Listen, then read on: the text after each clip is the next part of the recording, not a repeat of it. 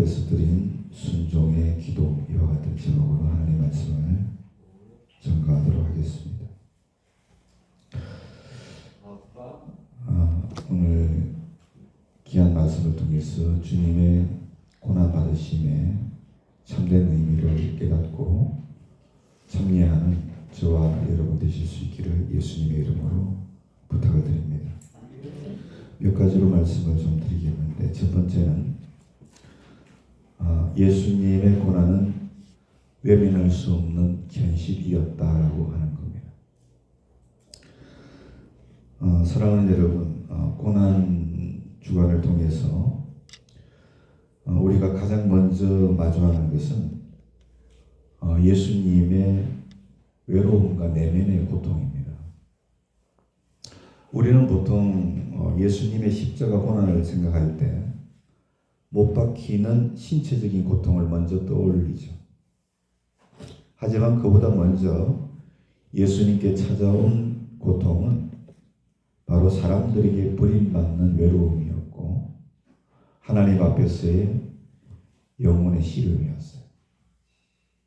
오늘 본문에서 예수님은 죽음을 앞둔 고통 속에서 겟세마네라 하는 그 외로운 동산에 엎드리셨습니다. 중요한 것은 예수님의 기도는 짧았지만 깊이 있는 기도였다는 거예요. 고통스러웠지만 온전한 순종이 담겨있는 기도였다라고 하는 겁니다. 이게 굉장히 중요한 거예요. 두 번째로 겟세마네 외로운 자리에서의 기도입니다. 예수님은 제자들과 함께 겟세마네 동산에 들어가셨어요. 그리고 베드로, 요한, 야고보 가장 가까운 제자 3명만을 데리고 조금 더 안쪽으로 들어가신 것 같습니다. 그러시면서 38절에 이렇게 말씀하셨어요. 내 마음이 심히 고민하여 죽게 되었으니 너희는 여기 머물러 나와 함께 깨어있으라. 이렇게 말씀을 하셨죠. 여러분, 예수님은 온 인류의 죄를 짊어질 순간을 앞두고 계셨어요.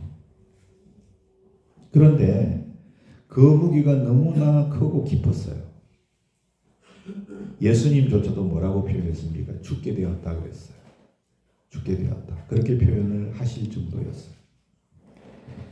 그런데 가장 고통스러운 그 순간 제자들은 예수님과 함께 깨어 기도하지를 못했죠. 그들은 잠에 빠져서 주님의 고통을 함께 하지 못했던 겁니다. 그러므로 예수님의 고통은 단지 육체적인 고통이 아니었던 거예요. 가장 사랑했던 이들의 무관심 속에서 홀로 감당해야 하는 외로움의 고통이 가장 먼저 찾아왔어요.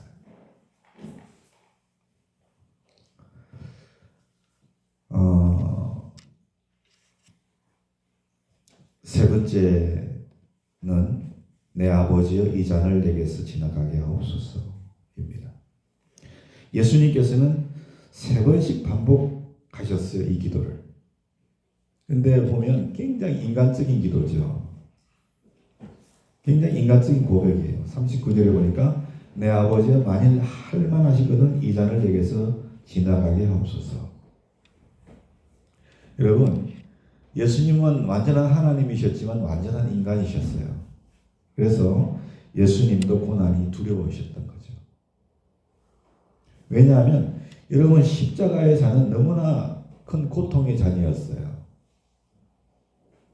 저주의 잔이었죠.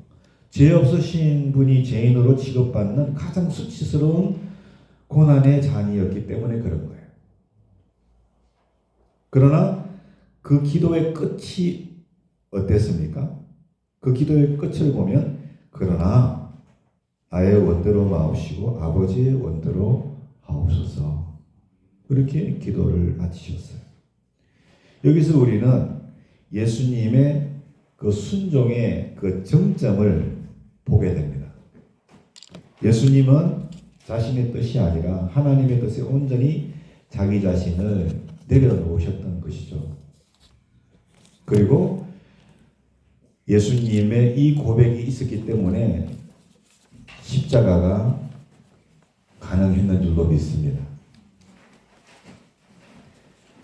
그리고 이 순종이 있었기 때문에 우리가 구원을 얻게 된 거예요. 그렇죠? 그래서 지금 이 시대에도 마찬가지예요. 우리가 순종하는 믿음이 있을 때 그 믿음이 위대한 거고, 그 순종하는 믿음이 있을 때 하나님의 역사가 있다는 거예요. 아시겠죠? 그 사실을 우리가 확실히 알 수 있는 거예요. 가장 어려운 것이 신앙생활 가운데 순종하는 것이라고 생각합니다. 왜? 내 생각을 내려놔야 되니까. 내 욕심을 내려놔야 되니까. 그렇지 않습니까? 가장 어려운 거예요.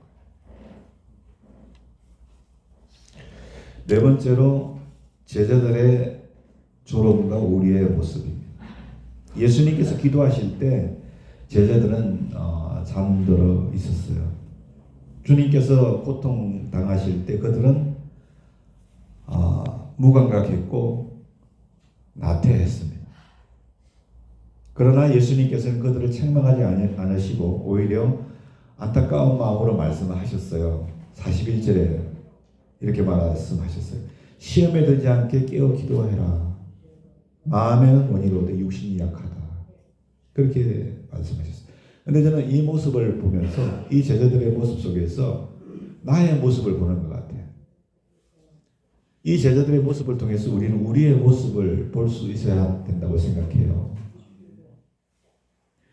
고난주간이지만, 고난주간을 지나고 있지만 우리의 마음은 여전히 바쁜 것 같아요.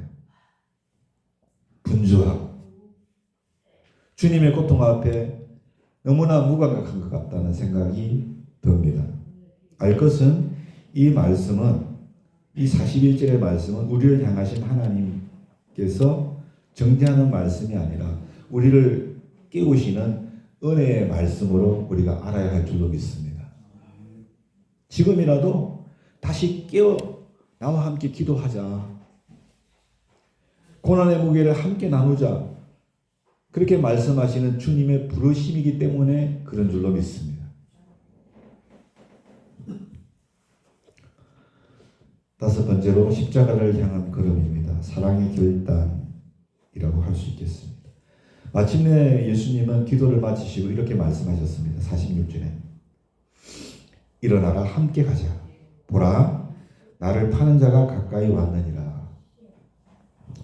여러분, 이 말씀은 단순히 자리에서 일어나라는 말이 아니죠. 죽음의 자리, 고난의 십자가로 걸어가시는 결단의 선언인 줄로 믿습니다. 그 길은 두렵고 그 길은 외로운 길이었지만 예수님은 담대하게 걸어가신 줄로 믿습니다. 왜 그러셨을까요? 우리를 사랑하시기 때문에 그런 거예요.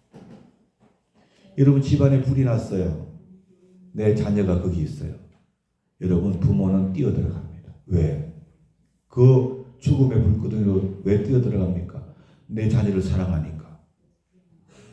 겁 없이 뛰어드는 거 아닙니까?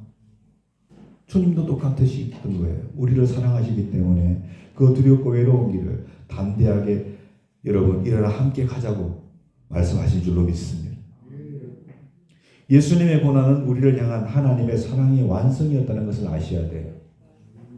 예수님의 십자가 고난을 우리가 생각할 때, 묵상할 때 하나님이 나를 얼마나 사랑하시는가, 그 사실을 우리가 깨닫게 될 줄로 믿습니다. 하나님의 사랑의 완성이 그 고난의 주님의 길이었기 때문에, 예수님의 결단이 있었기 때문에 우리는 그 은혜로 구원을 받는 하나님의 백성들이 된 줄로 믿으시기 바랍니다. 사랑하는 여러분, 오늘 마지막으로 나도 그 길을 따르리라 우리의 결단이 되어야 될 줄로 믿습니다. 사랑하는 여러분, 고난주간은 그저 예수님의 아픔을 보는 주간이 아니라고 생각해요. 왜냐하면 예수님의 고통 속에 담긴 사랑을 우리 마음속에 새기는 주간이고 예수님처럼 기도하고 예수님처럼 순종하고 어떤 상황 속에서? 고난 속에서. 믿습니까? 고난 속에서 예수님처럼 기도하고 예수님처럼 순종하고 함께 깨어있는 삶을 결단하는 시간이기 때문에 그런 것입니다. 겟세마네의 예수님은 지금도 저는 우리를 향해서 묻고 계신다고 생각해요. 40절 말씀처럼 너는 나와 함께 한 시간도 깨어 있을 수 없느냐, 그렇게 묻고 계신다고 생각합니다. 여러분, 남은 고난주간 우리도 겟세마네 동산에 주님처럼 무릎을 꿇고 기도하기 원합니다.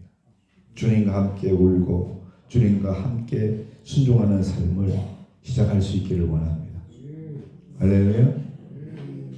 그렇게 할 때 오늘 우리가 능히 우리에게 주어진 십자가를 잘 칠 수 있고, 아멘, 또 하나님의 뜻을 이루어드리는 하나님의 신실한 종들이 다 될 줄로 믿습니다. 이와 같은 한 해가 우리 가운데 함께하기를 예수님의 이름으로 축원합니다. 우리 하나님 앞에 찬송을 드리겠습니다. 144장